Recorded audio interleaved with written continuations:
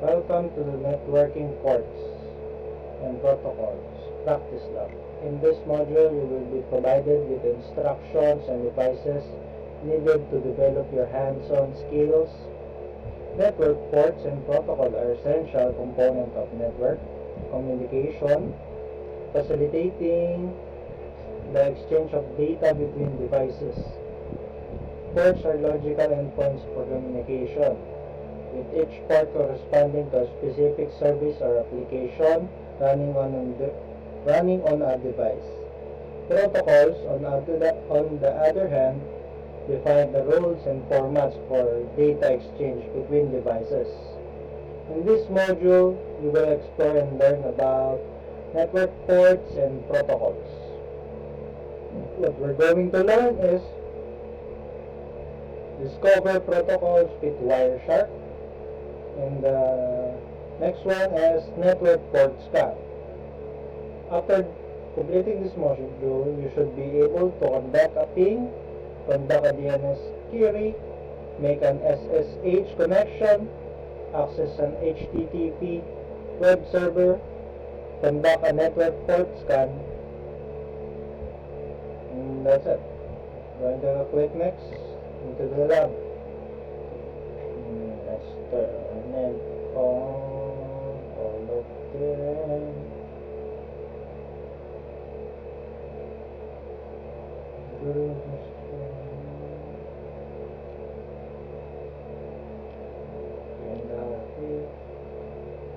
Okay, buksan natin ito. Exercise 1. Discover protocols with Wireshark. Wireshark is a network protocol analyzer. It allows users to capture and review network traffic on a specific network interface. It provides detailed information about network packets, including their source, destination, protocol used, and even the contents of the data payload. In this exercise, you will utilize Wireshark to analyze network communication. What we're going to learning outcomes, conduct a ping, and so on. What devices are we going to use? The domain controller, domain member workstation, standalone Linux workstation, and a virtual router.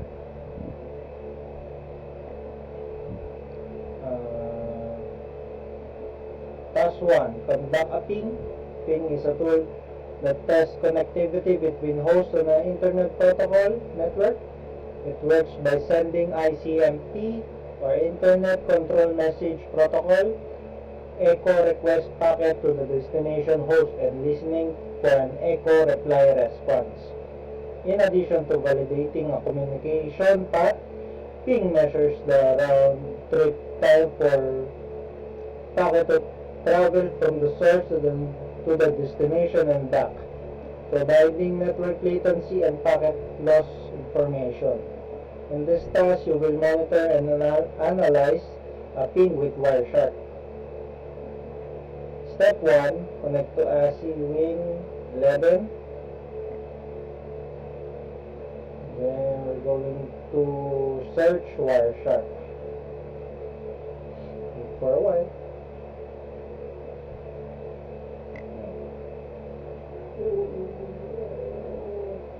Anong nangyari?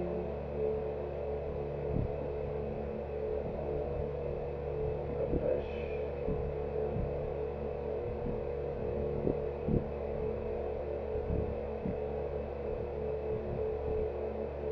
Yun.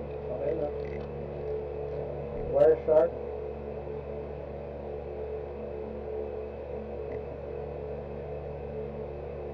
In Wireshark, under the capture menu, double-click on Ethernet.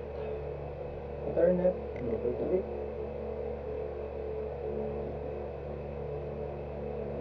Note, Wireshark allows users to select a specific network interface for packet capture, such as Ethernet, Ethernet 2, Wi-Fi, or virtual interfaces. These features enable users to monitor and analyze in real time traffic on only the chosen network interface. As a result, Wireshark provides detailed insight into network activity, enabling users to diagnose issues, troubleshoot problems, and analyze network performance. In this instance, the network adapter is in use and should be used for capturing of packets by Wireshark. Step 3. In the taskbar, search field, type the following: CMD, command prompt, CMD.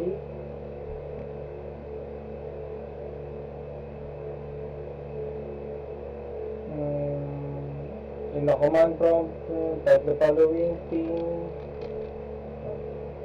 dito pala nakalagay, ping,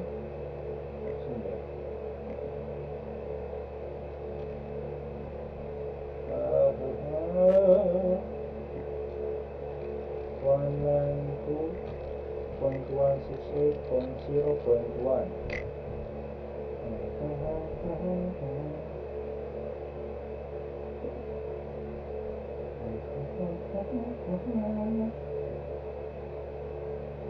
Note, the ping command sends ICMP, echo request packet, from the source ASIWin11 to the destination ASID C01. Upon the receipt of these packets, the destination device responds with ICMP echo reply packets, allowing the initiating source to measure the round-trip time and determine the status of the connection. By default, 4 pings are conducted to the destination. On the taskbar, select Wireshark. We're going to select Wireshark. In Wireshark, click on the red square to stop capturing. Okay. Note, Wireshark GUI or Graphical User Interface is composed of the 3 main sections. The packet list pane on the top, which display capture packets in a tubular format and provides details such as packet number, time, source, destination protocol, and length. Number 2, the packet details pane on the bottom left, which present a more in-depth analysis of the selected packet, offering a hierarchical view of its protocol layers and respective field. Number 3, the packet bytes pane on the bottom right, which allows users to view the raw, hexadecimal, and ASCII representation of the packet's payload.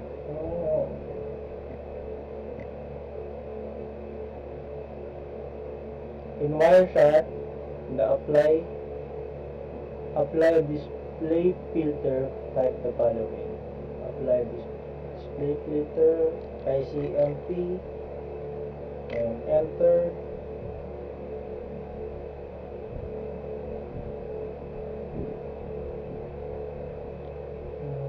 In step 8, in Wireshark, select the first packet with source of 192.168.03. Select.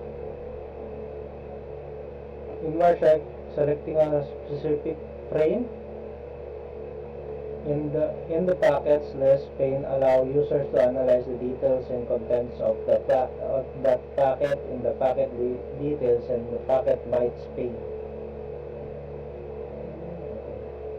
Nababaw.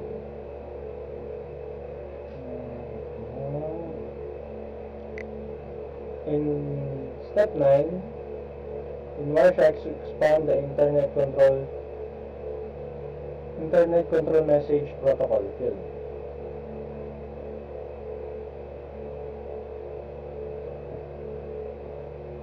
Expand. Ping utilize the ICMP rather than a specific port for communication as shown. When a ping command is initiated, the sender SRC 192.168.0.0.3 generates an ICMP echo request packet and sends it to the target device IP address. The target device then responds with an ICMP echo reply packet, allowing the sender to measure the round trip time and assess the connectivity between these two.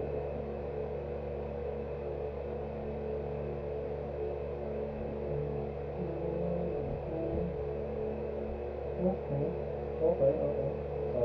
Going to close Wireshark.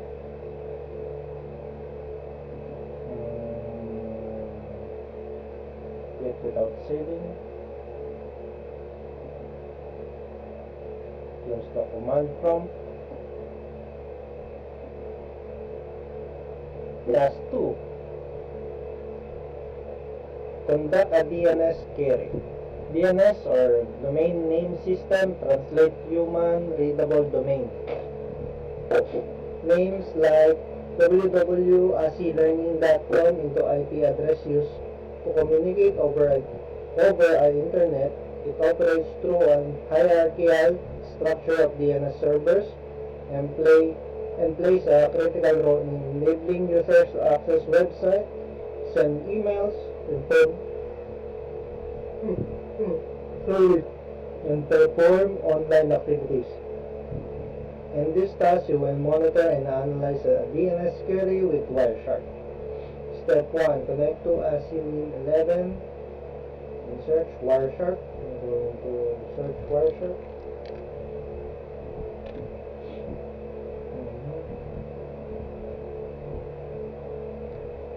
Step 2. In Wireshark, under the capture menu, double click on the Ethernet.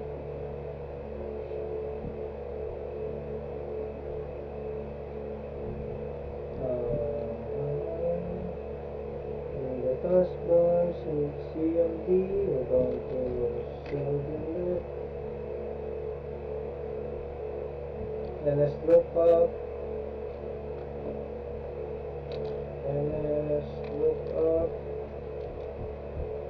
ACID C 01.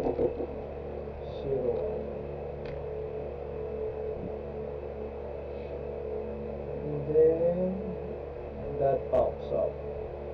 Note, NSLookup is a command line tool that queries DNS servers when used with a specific host name, such as ACID C01. NSLookup sends a DNS query to the DNS server to retrieve information about that host name, including its IP address or IPv6 address. Notice the results indicate that ACID 01 has an IP address of 1.192.168.0.1. On the taskbar, select Wireshark. We're going to select Wireshark. We're going to stop capturing the packets. I'm going to DNS. We're going to type DNS.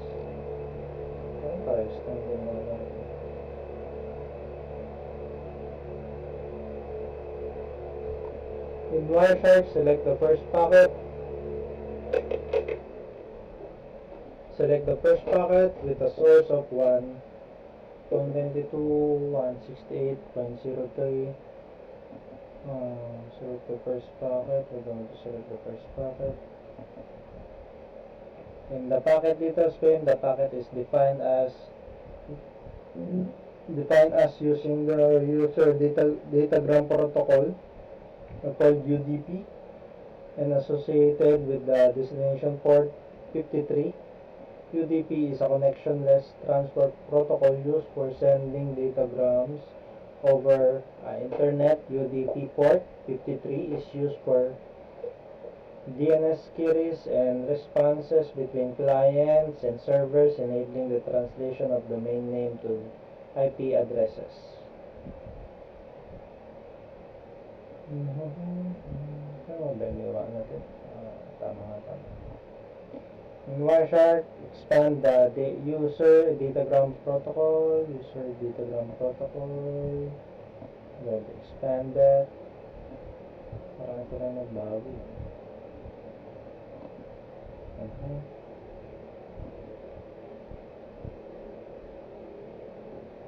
Ano nangyari dun sa... ito pala yung sinasabi niya, yung mga payload. Okay. Source port, 53. Ito yung sinabi niya, 53 port. Okay. Going to close Wireshark. Without saving. Exit the command prompt. Going to task 3, make an SSH connection or secure shell.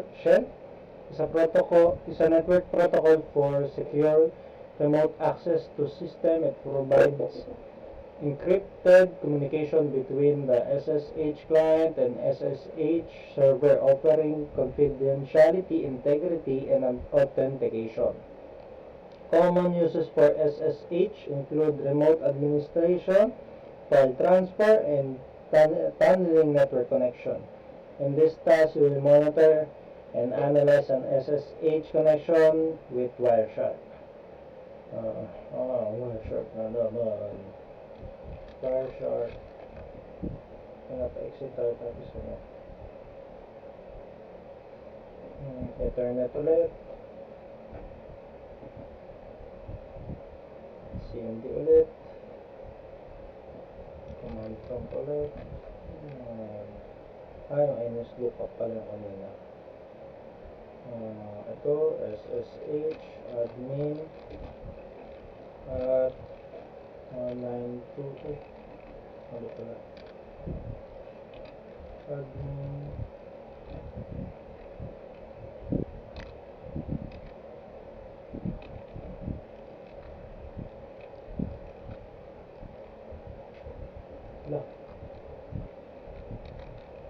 wala.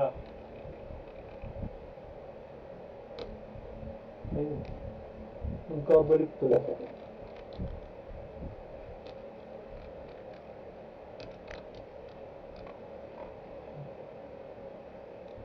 Enter. Measure on this Philippine. Note. The command SSH initiates an SSH connection to the SSH server hosted on a device with the IP address of 192.168.0.5. The command specifies the username admin to log in into the remote device. Once authenticated, the user and the client machine gains remote access to the device for administration and management tasks. UK and US keyboard layouts replace the @ sign with the okay. Kaya pala nagkabaliktad yung kanina kong type. Type the following command prompt. Yes, we're going to type command prompt. Command prompt, yes. Permanent connection closed by 192 port 22. Note, when connecting to an SSH server for the first time, the client machine displays the server key fingerprint as a secure measure to confirm the server identity. It then prompts the user with the message, "Are you sure you want to continue?" To ensure they want to proceed with the connection, verifying the fingerprint in this way helps prevent the potential on-path attacks by letting the user confirm the server identity before establishing SSH. Okay. In the command prompt, type the following password.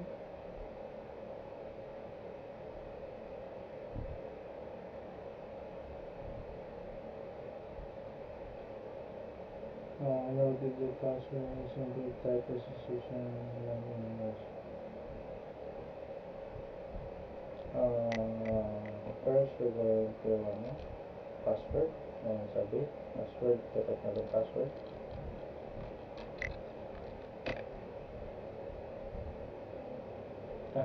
Ano pala? Ulit natin ito. Copy paste na lang. Copy paste.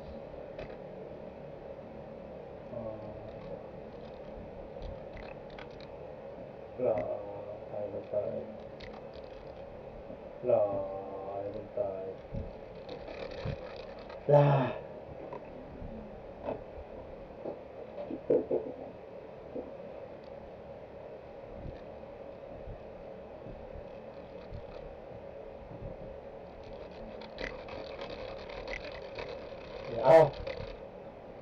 Ang gawin na lang natin ay X natin the CMD. Panay na internet na CMD. Tapos yung connect natin, SSH, tapos wala kayo na lang mag-type.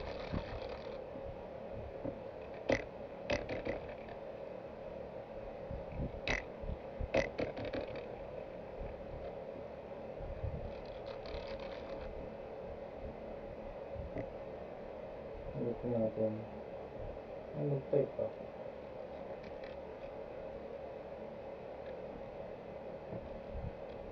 Mabagal lang yung ano.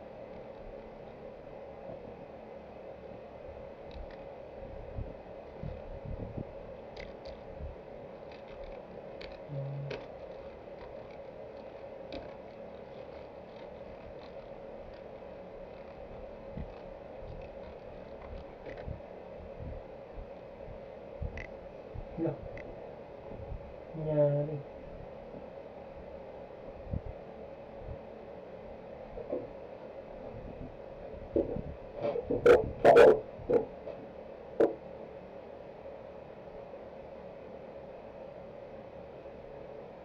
Hindi natin binasa to. The password will not be established. Okay. Yun pala yun. Mali pala tayo ng ginawa. Hindi tayo nagbasa kaagad ulit.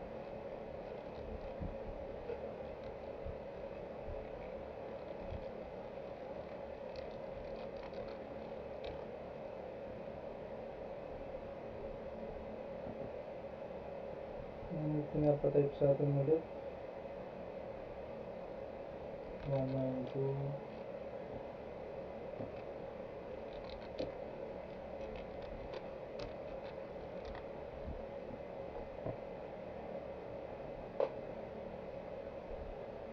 Parang ano na to bagal 168.0.5.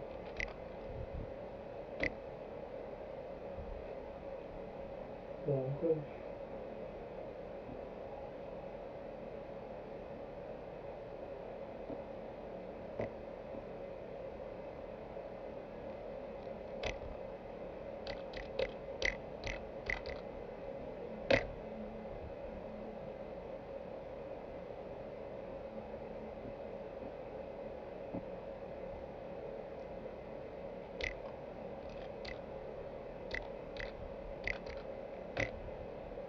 Ayun! Napasok na natin. Napasok na natin.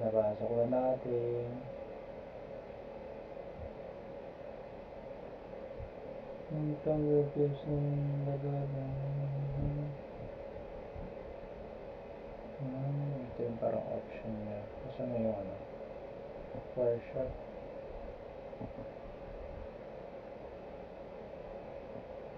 Stop capturing tayo dito kay Wireshark.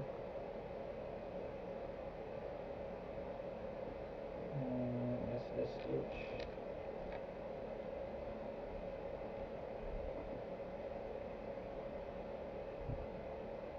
In Wireshark, select the first packet. Source of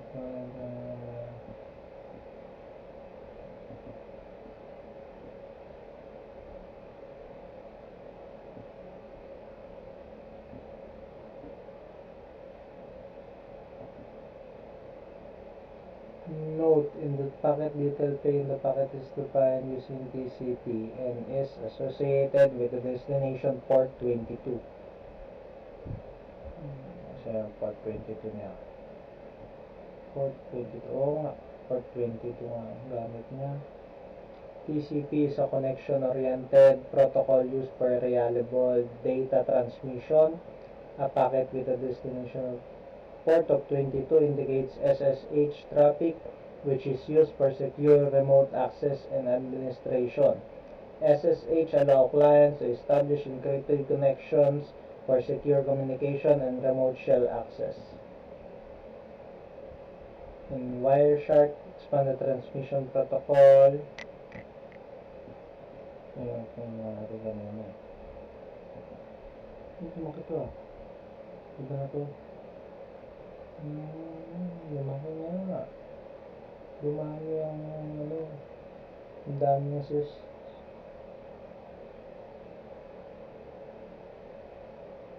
Lumaki ang atututu. And then we're going to close Wireshark. Quit without saving. Close the command prompt. Task 4. Balikan naman tayo kay Wireshark. Double the internet. Select Microsoft Edge. I'm going to search 192.168.0.4.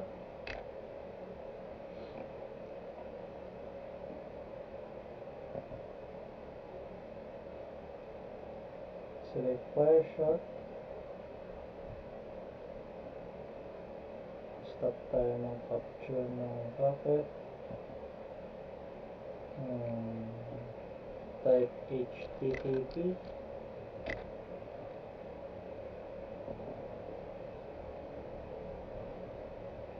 Select the first packet source of 192.0. Going to select it.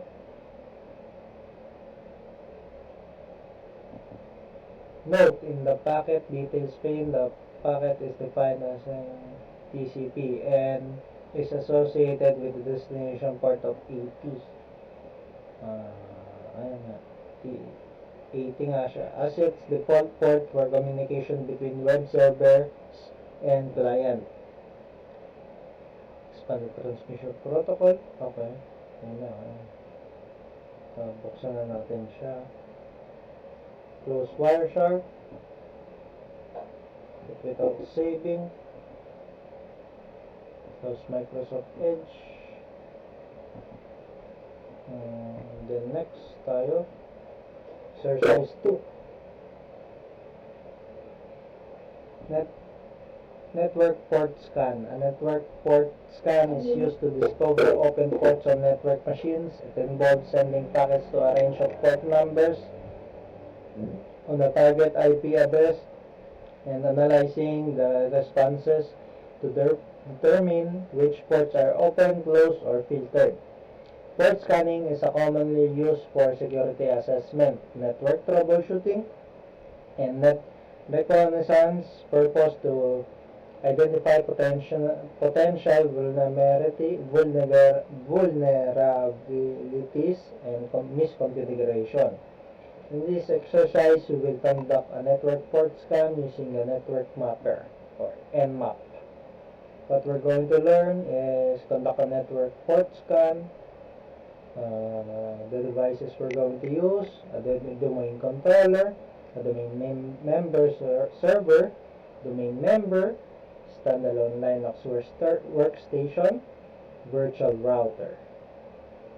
Task 1, conduct a network port scan, or Nmap is an open source network scanning tools used for allocating hosts and services on a network. It employs various scanning techniques to identify open ports, services, and potential vulnerabilities in network system. When conducting a default scan with Nmap, a TCP SYN scan on the 1000 most common TCP ports is performed. To do this, Nmap sends TCP SYN packets to the target ports and analyze the response to determine their status, whether open, closed, or defiltered. This default scan provides an overview of the target's open ports and is commonly used for initial reconnaissance in network security assessment and configuration checks by the network administrator. In this task, you will conduct a default network scan of the 192.168.0.0.24 port 24 network. We're going to connect in ASIC 11. Command prompt cmd. I'm going to search nmap.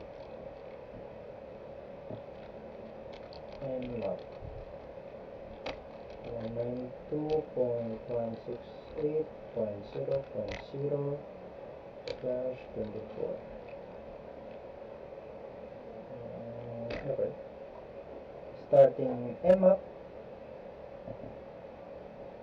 Note, the command nmap 1 and 2 initiate a network scan using nmap on the range of IP addresses from 192.168.0.1 to 0.254. This scan aims to discover active hosts and open ports within the specified subnet. The results are displayed per machine and identify the IP addresses and MAC address of the machine along with the port state of the port, open, closed, or filtered, and the service being hosted on that port. Scan through the result of the Nmap scan with a focus on identifying ports and associated services.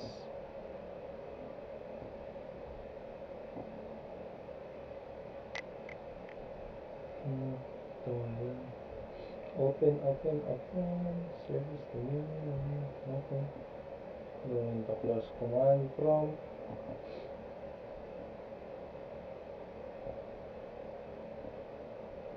Well done. Okay. Tapos na tayo dito.